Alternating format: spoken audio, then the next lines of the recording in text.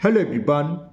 Today we will solve chapter 11 class 10th math और ये मैं आईसीएसई बोर्ड के सन्ना पब्लिशर जो बुक है जिस कॉन्साइज मैथमेटिक्स जिसके राइटर मिस्टर आर के बंसल जी हैं उस बुक को सॉल्व कर रहा हूँ।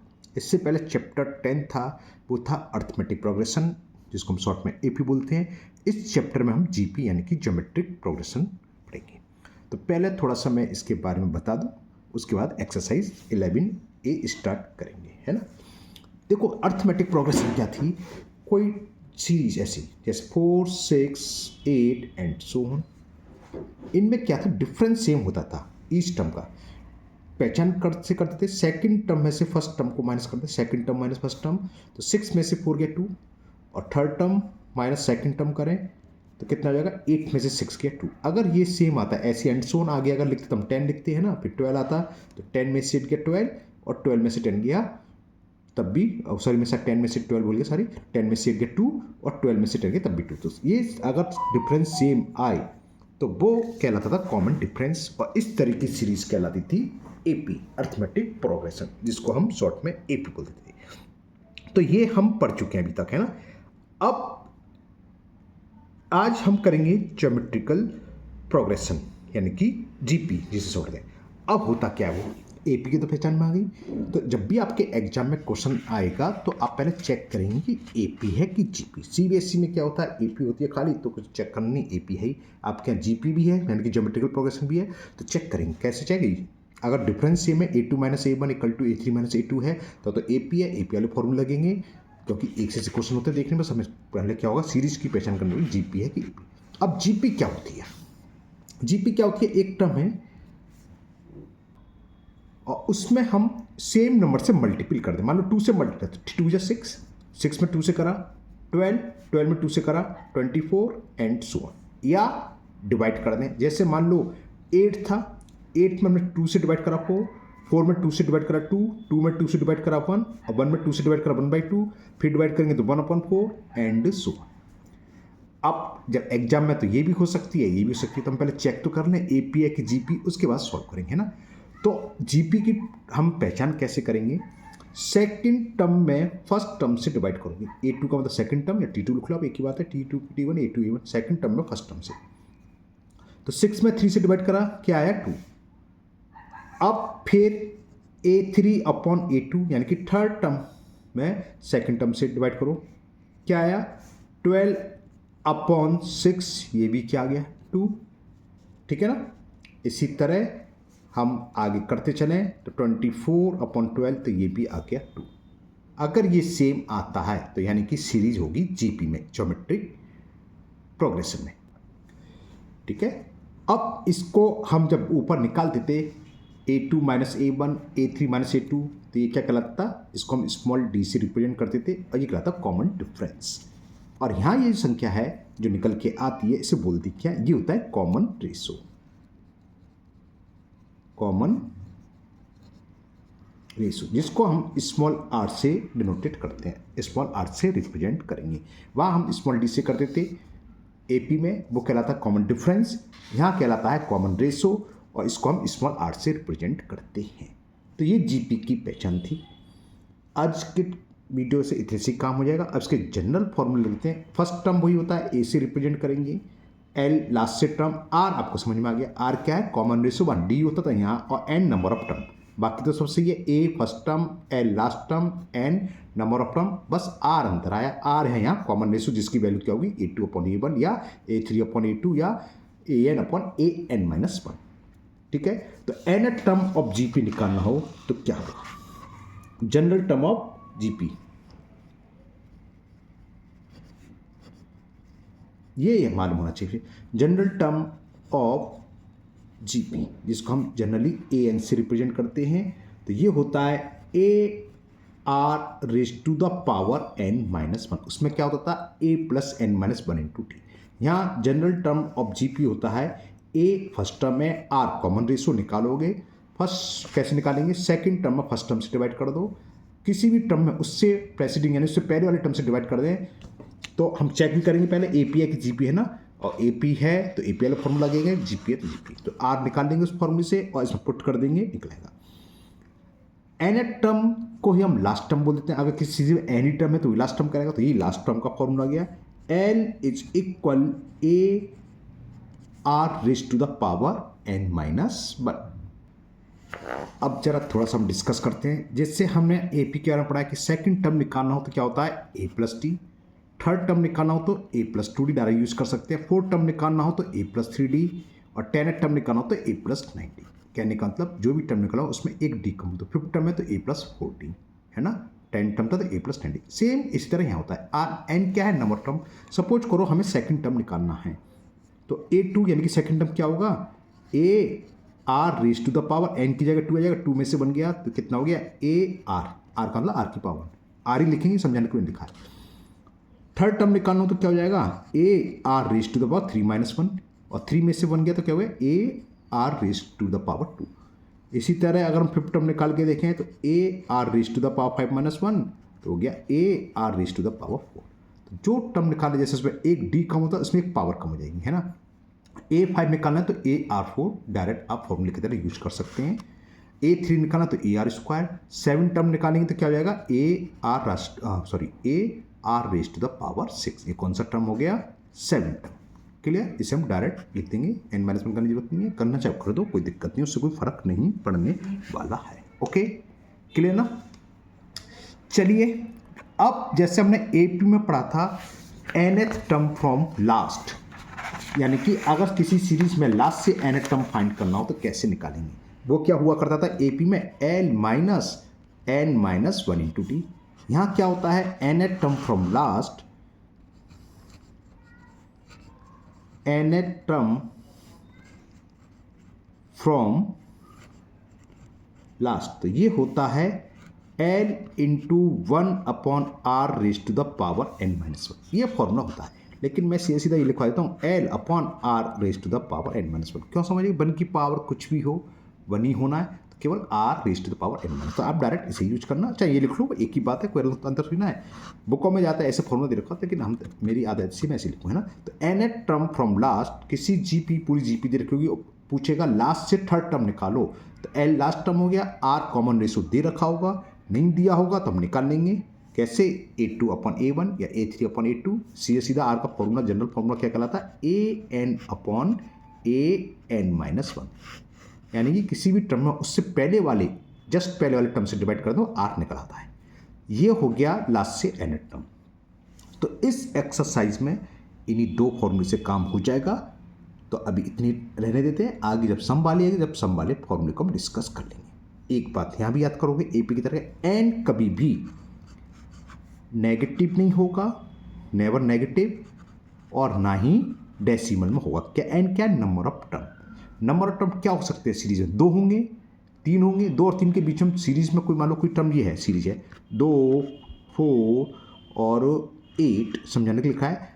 कितने टर्म में 6, अगर मैं यहाँ कुछ लिख दूँ तो ये 2.5 टर्म में अभी थर्ड टर्म हो गया, है ना। या इससे पहले मैं लिख दूँ -1 नहीं, मान लो मैं लिखता अभी फर्स्ट टर्म हो गया सीरीज का। सीरीज कुछ भी हो, APGP से मतलब एक सीरीज है, फर्स्ट टर्म 1 है, सेकंड टर्म 2 है, थर्ड टर्म 4 है, फोर्थ टर्म 6 है और फिफ्थ टर्म 8 है। ठीक है, तो यहाँ क्या हुआ, फर्स्ट टर्म n बराबर 1, सेकंड टर्म यानी कि 2 टर्म n बराबर 2, थर्ड टर्म n बराबर 3, ये n बराबर 4, फोर्थ टर्म हो गया n बराबर 5। तो n हमेशा पॉजिटिव इंटीजर होता है। अब कई कभी दिमाग में आती है, हम ये लिख देते हैं, बच्चे पूछते हैं क्या ये सही है, तो बच्चे कहते हैं सर आपने तो बताया था n कभी नेगेटिव नहीं होता।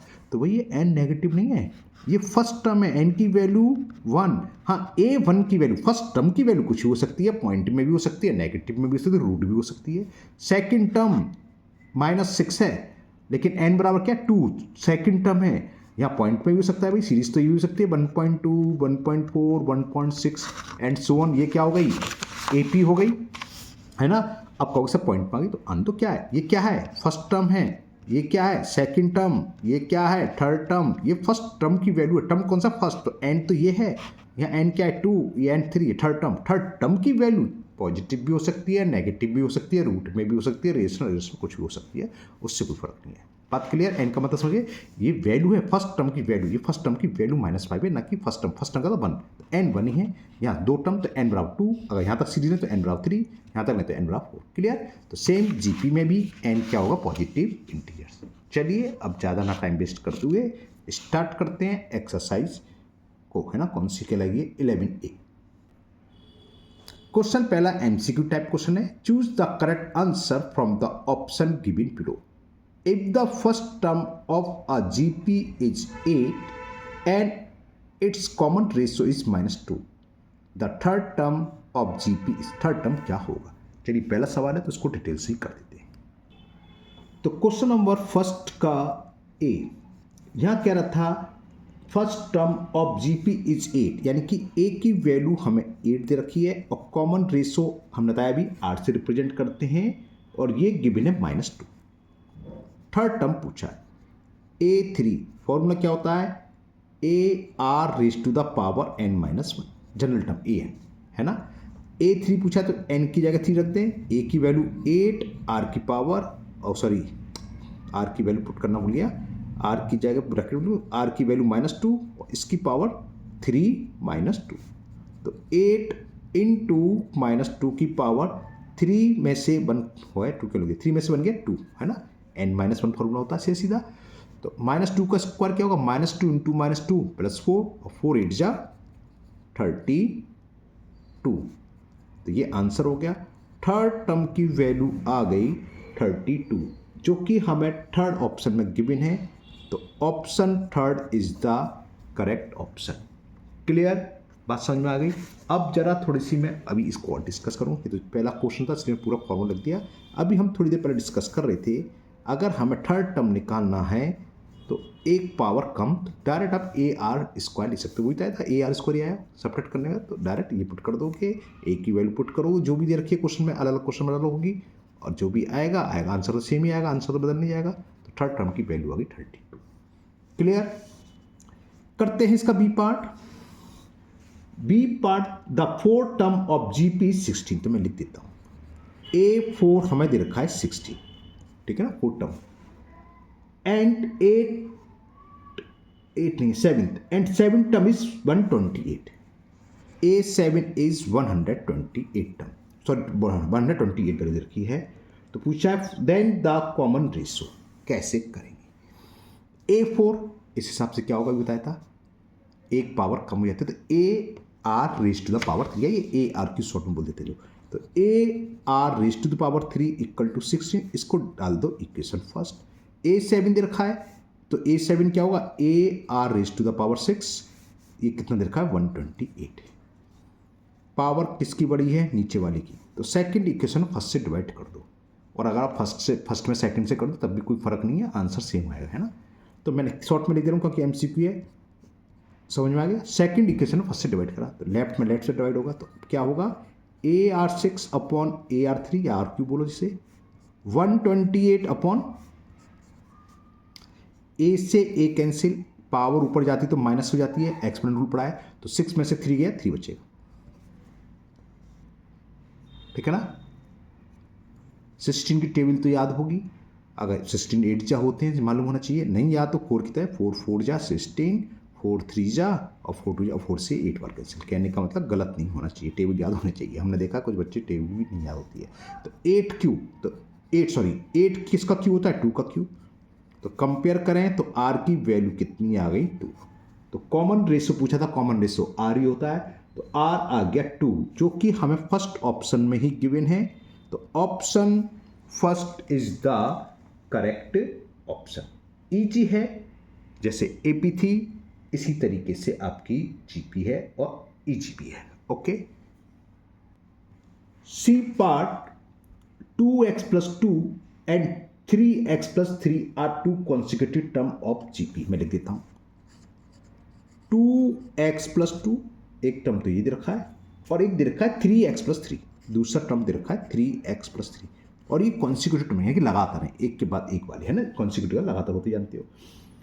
द कॉमन रेशियो क्या हुआ, तो बहुत इजी सा क्वेश्चन हो गया ये। इनका पूछा है the common ratio of the GP is, कैसे बताओ, 2x + 2 and 3x + 3 are 2 consecutive term of a GP, then common ratio of the GP is, common ratio हम कैसे निकालते हैं, A2 अपॉन A1, तो R की जो वैल्यू होगी 3x + 3 मतलब A2 अपॉन 2x+2, ठीक है ना। देखने लगा ये क्या ऊट पटांग है, कोई ऊट पटांग सा नहीं है, बहुत इजी सा है। ऊपर से 3 कॉमन ले लें तो क्या बचेगा x+1, नीचे से 2 कॉमन आ रहा है तो क्या बच्चा x+1, x+1 कैंसिल, तो कॉमन रेशो की वैल्यू आ गई 3/2। ये समझिए ना r कैसे निकालते हैं, r होता है a2/a1, ठीक है। आपको सर कुछ पता थोड़ी ना सेकंड टर्म हो, ओके ठीक है आपकी बात सही है। 2 लगातार टर्म है, थर्ड फोर्थ फिफ्थ से, तो सीधा फॉर्मूला होता है an/an-1, यानी कोई भी टर्म हो उससे पहले टर्म से डिवाइड कर दें वो n। ये मैंने समझे क्यों काटे समझ में ना, क्योंकि ये 2 कॉन्सिक्यूटिव में, इससे तो लगा कि सेकेंडरी टर्म हो गई फर्स्ट ही, तो ऐसा कुछ नहीं, 10 टर्म हो सकता है उस जीपी का और ये 9 टर्म हो सकता है। तो सीधा हमने ये फॉर्मूला का बाद वाले टर्म में से पहले वाले टर्म से डिवाइड करें तो r निकल आता है, तो r आ गया 3/2। देखते हैं किस ऑप्शन में दे रखा है, ओके ऑप्शन मिल गया। थर्ड ऑप्शन में हमें गिवन है, तो option third is the correct option. गाड़ी को निकल जाते हैं यहाँ से। D the third term of A GP is 3। Third term का मतलब a3 और ये हमें 3 दे रखा है, और a3 का मतलब अभी ऊपर समझा चुके r⁻2 ar2, यानी कि ar⁻n-1 से ही आ गया ar2, इसकी वैल्यू 3 दे रखी है। इसको मैं इक्वेशन फर्स्ट डाल देता हूँ, मैंने पूरा क्वेश्चन तो पढ़ लेता, पढ़ाई नहीं पहले। The product of its first 5 term is, first 5 term का प्रोडक्ट पूछा है। थर्ड टर्म हमें दे रखा है 3, the product of its first 5 term, शुरू के 5 टर्म का प्रोडक्ट क्या होगा। क्या हुआ मामला, ऐसा लग रहा है ये तो कोई ऊट पटांग आ गया कि भैया इसमें हम ए की वैल्यू निकाल नहीं सकते, ए की कंडीशन दे रखी है। नहीं क्या होता है, अभी आगे सवाल है ए निकालेंगे आर निकालेंगे, जैसे एपी में ए निकालते थे, डी निकालते, फिर third term fourth term second term निकाल देते है ना। तो इसमें फर्स्ट टर्म दे रखा, अब सेकंड टर्म मालूम ही नहीं है, थर्ड टर्म मालूम ही नहीं है, फोर्थ टर्म मालूम ही नहीं है, फिफ्थ टर्म मालूम ही नहीं है, तो प्रोडक्ट कहाँ से निकाल लेंगे। तो कोई टेंशन की जरूरत नहीं, इसी से काम हो जाएगा। जब नहीं देखा तो कैसे देखते हैं, प्रोडक्ट ऑफ फर्स्ट 5 टर्म, पहला टर्म क्या होगा ए इंटू दूसरा टर्म ए आर, ये ए पी होती है, मैं बताना भूल गया शुरू में, है ना, ये मैं बताना हो गया। ए है कॉमन रेशो है तो ये मानो पहला टर्म ए, इसमें क्या कहते हैं, ये तो बताया था कि केवल कॉमन रेशो का डिवाइड मल्टीपल कर दिया फर्स्ट टर्म में, फिर सेकंड टर्म में आर का मल्टीपल कर दो क्या हो जाएगा AR²। ये थर्ड टर्म ही तो था, ये तो पता है थर्ड टर्म, ये first term second term formula तो उससे निकला। फोर्थ टर्म क्या हो जाएगा AR³ और फिफ्थ टर्म क्या होगा AR⁻4 होगा, 5 लिख दिया मैंने। ये तो गई शुरू के 5 टर्म, क्लियर। अब इनकी वैल्यू देखते क्या है, a into A into A into A into A, 5 times आ रहा है तो A⁻5। आर क्या होगा, ये तो पहले जब इंटू होते तो पावर ऐड हो जाती है, यहाँ 1 है यहाँ 2, 2 1 3 3 6 और 10। तो प्रोडक्ट ऑफ फर्स्ट 5 टर्म आ गया A⁻5 R⁻3। अब शायद समझ में आ रहा है कैसे, इसे हम लिख सकते हैं AR² होल पावर 5, पावर का पावर मल्टीप्लाई तो यही आ जाएगा A⁻5 R⁻2। इसकी वैल्यू यहाँ से पुट कर दो, AR² की वैल्यू कितनी दे रखी है 3, तो 3⁻5। आंसर कुछ पावर और में दे रखे हैं, बिल्कुल दे रखे हैं, तो हमारा काम बच गया। पर हम 3 इंटू 3 इंटू 3 इंटू 3 5 अप करते, ये थर्ड ऑप्शन में हमें गिवन है, तो option third is the correct option. Okay समझ में आ गया, तो नहीं कुछ दे रखा तो कोई टेंशन नहीं, हमने फर्स्ट टर्म लिखा, सेकंड टर्म AR होता ही है, फॉर्मूले से AR⁻n-1, और ये मालूम भी होना चाहिए जो जीपी होती है ये होती है first term AR AR² AR³ AR4 and so on. तो 5 टर्म हमने लिख लिए, उसको प्रोडक्ट करा, एक का मल्टीपल कर लिया आर का, तो देखा इससे एक रिजल्ट आ गया A⁻5 R⁻10। हमें एक कंडीशन दे रखी है थर्ड टर्म, यानी कि AR² की वैल्यू रखी थी, तो इसको इसी में प्रिक कर लिया, A⁻5 R⁻10 को लिख लिया AR² होल पावर 5, और ये वैल्यू हमें मालूम थी, तो 3⁻, आंसर आ गया। चलिए लेते हैं लास्ट ऑप्शन ई ऑप्शन, ई पार्ट इसका। ई पार्ट है the 8 term of a GP is 192। 8 term का मतलब समझ गया AR⁻7, इसकी वैल्यू देखिए 192 and it's common ratio is 2। तो the first term of GP बहुत ईजी है, सीधा सीधा आर की वैल्यू पुट कर देंगे, तो ए फर्स्ट टर्म का था ए पूछा है, चलिए करते हैं।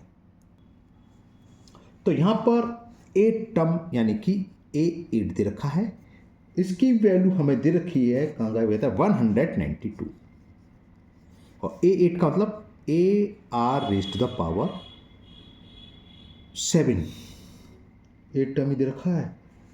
हाँ भाई सब 8 टर्म ही दे रखा है। आर की वैल्यू 2 दे रखी है, बच गए। मैं क्यों सांस ली लंबी लंबी की, पावर 7 बहुत बड़ी संख्या, अगर आर 5 होता 6 होता हालत खराब थी, 7 और मल्टीपल करना पड़ता ना, इसलिए मैं सांस ले रहा था। ओके, अब यहाँ में दे रखा है द कॉमन रेशो इज 2, तो आर की वैल्यू हमें गिवन है, कॉमन रेशो आर होता है, इसकी वैल्यू 2 है, तो यहाँ पुट कर दो A 2 raise to the power 7 192, तो ए बराबर क्या हो गया 192 upon 2 raise to the power 7। अब यहाँ आपकी मर्जी है, 2 रेज टू द पावर 7 आप सॉल्व कर लो, या 2 इंटू 2 इंटू 2 इंटू 7 बार लिख लो, ये कैंसिल तो हो गई होगा, 2 से 2 है ना, वो आपकी मर्जी है। 2 की पावर 7 क्या होता है वैसे, 2 1 जा 2, 2 2 जा 4, 2 जा 8, 2 जा 16, 2 जा 32, 2 जा 64, 2 जा 128। 2 की पावर 7 का मल्टीपल करें 2 का 7 बार तो 128 आता है ना। तो आप लिख दीजिए इसे, 2 के पास 7 हो गया 128 नीचे ले आए, कैंसिल कर लीजिए। ये तो आपको क्या कहते हैं डिविजिबल रूल मालूम होना चाहिए, तो कर सकते हो। 28 4 से डिविजिबल 92 है कि नहीं, 4 1 जा 4 2 जा 8 4 है, तो डायरेक्ट 4 से काट दो, वरना आप क्या करेंगे 2 से कैंसिल करते रहो, कोई दिक्कत नहीं है। 4 3 जा 12, 4 2 जा 8, 4 4 जा 16, 4 8 जा, फिर ये 8 से कट जाएगा सीधा, 8 4 जा 32, 8 6 जा, फिर 2 से 2 2 जा 2 3 जा, तो कॉमन फर्स्ट टर्म ए की वैल्यू आ गई 3/2। देखते हैं, मैं ये मिल गया, फोर्थ ऑप्शन में गिवन है, तो fourth option is the correct option. Okay, 21 minute की वीडियो हो गई, क्योंकि थोड़ा इंट्रोडक्शन समझाया था, इसलिए क्वेश्चन छोटे छोटे थे। चलिए और करते हैं, अभी इतनी जल्दी नहीं बंद करेंगे, 5-6 क्वेश्चन तो और करेंगे कम से कम। क्वेश्चन 2, क्योंकि वीडियो लंबी होगी इसलिए मैं बुक बार बार नहीं दिखा रहा हूँ, बुक आपके पास है, क्वेश्चन मैंने लिख दिया। वैसे क्वेश्चन नहीं दे रखा है, एक सीरीज दे रखी है हमें 1 4 16 64 and so on, find the 9th term. अब क्योंकि ये आपके एग्जाम में आएगा, तो आपको पता तो है नहीं एपीए की जीपी, तो पहले आप चेक करेंगे कि एपी तो नहीं है। एपी की पहचान क्या होती है, 4 में से बन गया 3, 16 में से 4 गया तो 12, एपी नहीं है, तो जीपी बची अंडर 2, क्योंकि 2 ही सीरीज आपके सिलेबस में। तो क्या होता है A2 अपॉन A1, 4 में 1 से डिवाइड किया, यहाँ मैं लिख दे रहा हूँ A2 अपॉन A1, चलो निकाल लेते हैं, क्योंकि आर की वैल्यू ये होती है, तो 4 अपॉन 1 हो गया, ये आ गया 4, और यहाँ चेक कराने के लिए A3 upon A2, third term क्या है 16, 4 से डिवाइड 4 आ गया, तो कॉमन रेशो 4 आ गया, और फर्स्ट टर्म A बराबर 1 है। इसमें पूछा था 9th टर्म फाइंड करो, A9 पूछा है 9th टर्म, तो A9 क्या होता है, A R raise to the power 8, एक पावर कम हो जाती है, 9 है तो 8, 10 है तो 9 है ना, ए की वैल्यू पुट कर दें 1, और आर की वैल्यू आई 4, तो 4 रेज टू द पावर 8। अब ये कैलकुलेशन पावर 8 है, बस जीपी में यही प्रॉब्लम आएगी, थोड़ा टाइम आपको लगेगा, कैलकुलेशन बढ़ जाएगी।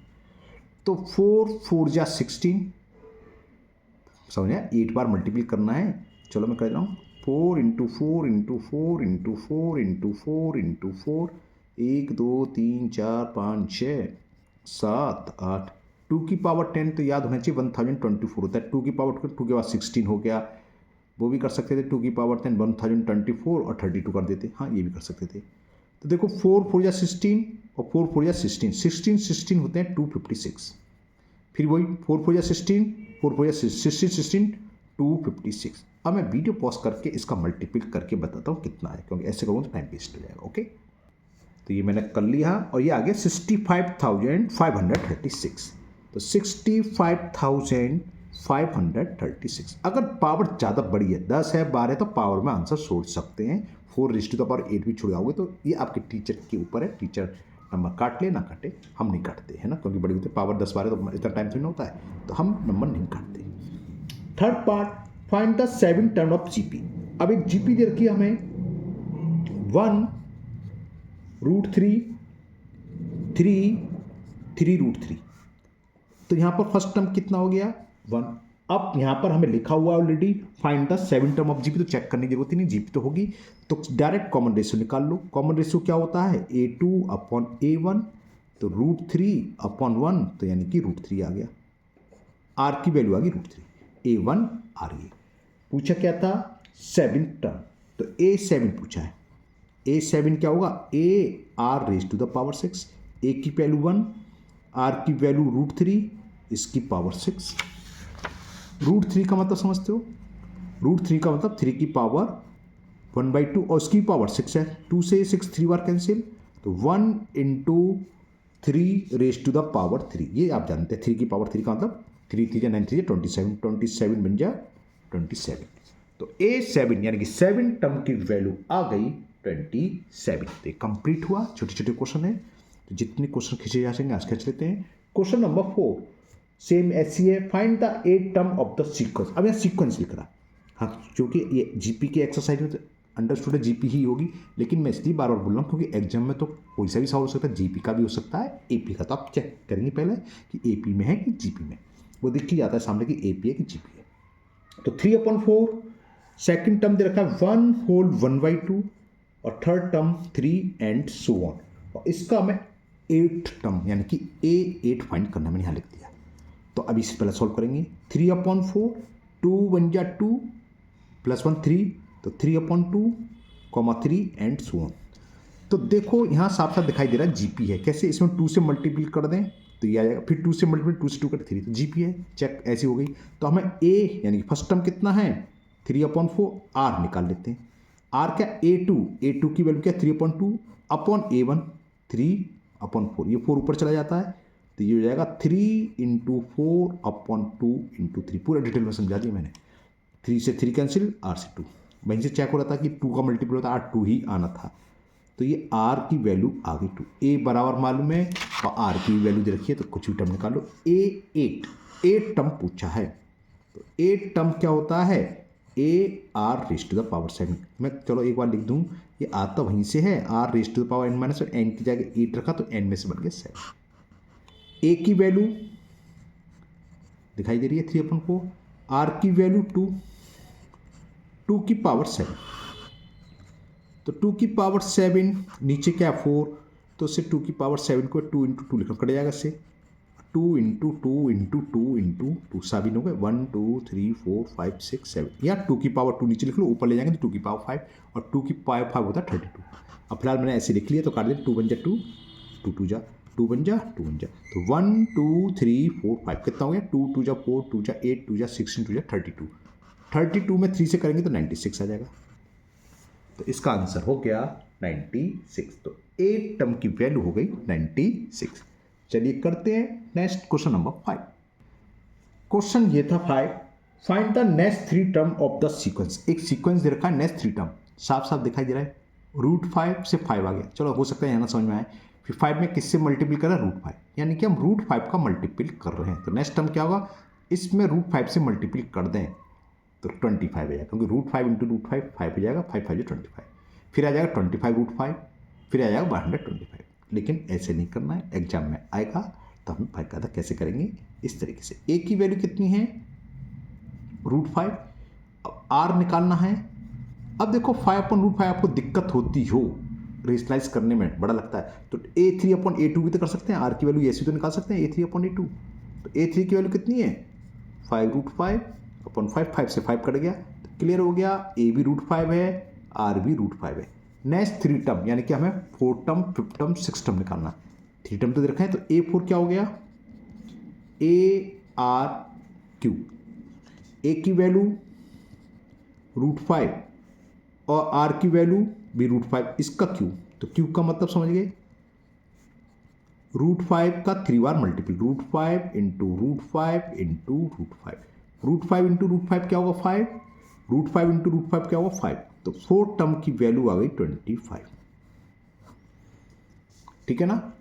5th टर्म की वैल्यू क्या होगी, 5th टर्म होता है A4 इंटू आर, ये आप डायरेक्ट भी लिख सकते हो, आर का मल्टीपल कर दें तो 4 टर्म, उससे पहले टर्म में तो आया था। A6 होगा A5 इंटू आर, तो A5 क्या हो गया, A4 की वैल्यू 25 और आर की वैल्यू हमने निकाली √5, तो ये A5 निकला है। अब A6 निकालना है, तो A6 का मतलब A5 इंटू आर, जो भी टर्म है उसको आर से मल्टीपल करते करो, तो A6 हो गया, A5 की वैल्यू कितनी है 25√5 इंटू आर की वैल्यू √5 थी, √5 इंटू √5 कितना हो गया 5, और 25 5 जा 125, तो तीनों टर्म निकला। नेक्स्ट 3 टर्म कौन कौन से हो गए? 4 5 6, 5 कहाँ गए? ये रहा। कौन कौन से हो गए? 25, 25 रूट 5 एंड 125। तो जब दोगे नेक्स्ट 3 टर्म्स आर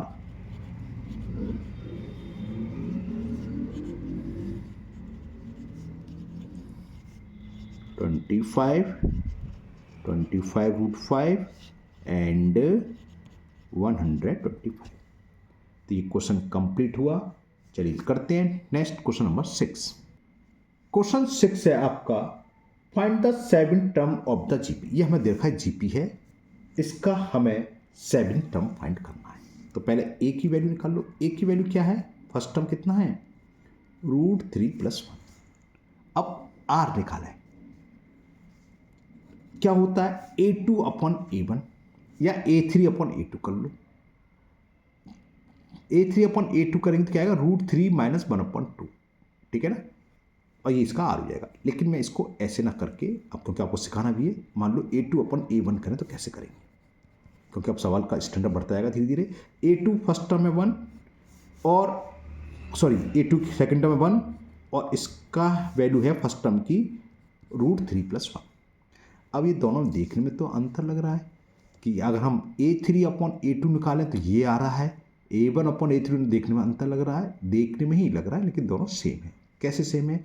आप रेशनाइज द डिनोमिनेटर पढ़ चुके हैं रेशन नंबर में, तो रेशनाइज द डिनोमिनेटर करो इसे। तो आर की जो वैल्यू होगी, रेशनाइज द डिनोमिनेटर करना आप जानते हैं क्या होता है? डिनोमिनेटर के कॉन्जुगेट का नोमिनेटर और डिनोमिनेटर दोनों में मल्टीपल करते हैं। कॉन्जुगेट्स क्या होता है? जो भी संख्या लिखा रहता है बस बीच के साइन का चेंज कर दो। क्या है? प्लस तो इसकी जगह माइनस, यानी कि √3 - 1 का नोमिनेटर में 1 में मल्टीपल करेंगे ये आ जाएगा। और डिनोमिनेटर क्या था हमारे पास? √3 + 1 है, और √3 - 1 का हम डिनोमिनेटर में भी मल्टीपल करेंगे।